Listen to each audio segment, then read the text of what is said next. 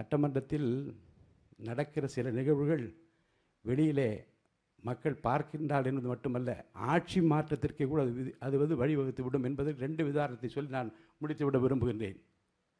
உங்களுக்கெல்லாம் நினைவிருக்கும் 72ஆம் ஆண்டு அனைத்து இந்திய அண்ணா திராவிட முன்னேற்றக் கழகம் துவங்கப்பட்ட போது புரட்சித் தலைவர் எம்ஜிஆருக்கு எதிராக சட்டமன்றத்தில் என்ன நடந்தது என்பதையும் அந்த வரலாற்று சிறப்புமிக்க நினைவிலே கொள்ளத்தக்க விரும்பத்தகாத அந்த நிகழ்வுகளிலே புரட்சித் தலைவர் எம்ஜிஆரை பற்றி மக்கள் மத்தியிலே கொண்டிருந்த அந்த அபிப்பிராயம், அந்த ஒப்பீனியன் எப்படியெல்லாம் மாற்றப்பட்டு இவர்தான் வர வேண்டும் என்று முடிவெடுப்பதற்கு சட்டசபை சம்பவங்களே காரணமாக அமைந்தது என்பதை நாட்டு மக்கள் அறிவார்கள்.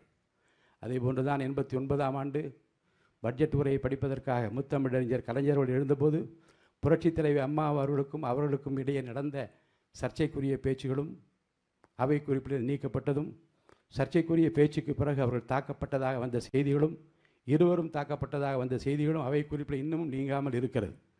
அந்த நிகழ்வுக்கு பிறகு தமிழ்நாட்டு அரசியலில் என்ன நடந்தது என்பதை உன்னித்து பாருங்கள். ஒரு நிகழ்வு, ஒரு சம்பவம் ஒரு மிகப்பெரிய மாற்றத்தை ஒரு கட்சிக்கு எதிராக திருப்பியதையும், ஒரு கட்சி ஆட்சிக்கு வருவதற்கு துணை புரிந்ததையும் அந்த சட்டமன்ற ஒரு நிகழ்ச்சி தான் ஏற்படுத்தியது என்பதை நான் நினைவில் வைத்திருக்கிறேன்.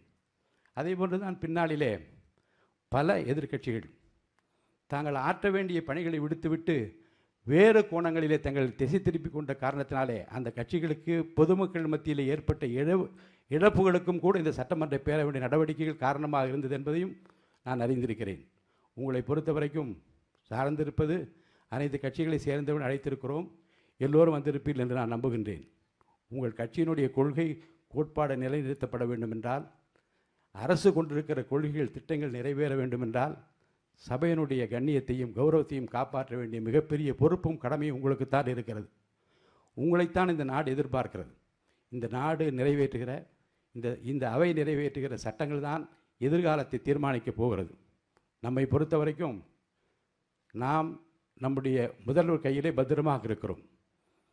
நம்மை பொறுத்த வரைக்கும் நம்மை, இந்த அவையை, நாட்டை அவர்கள் கையிலே இறைவன் ஒப்படைத்திருக்கிறார். நாம் பத்திரமாக இருக்கின்றோம். அமைதி பூங்காவாக தமிழ்நாட்டை பார்த்து கொள்கிற பொறுப்பில் அவர் இருக்கிறார். அவர் எப்போதும் சொல்வார், கான்ஃபிடென்ட்டாக இருங்கள் என்று சொல்வார்கள். நாம் கான்ஃபிடென்ட்டாக இருக்கிறோம் என்றால் அதற்கு காரணம் அவர் தந்திருக்கிற அந்த புன்னையோடு சொல்லி இருக்கிற வார்த்தைகள் தான் என்று சொல்லி, ஆச்சி மசாலா எந்த சமையலும் ருசி தேடும் ரகசியம் 20 ரூபாய்.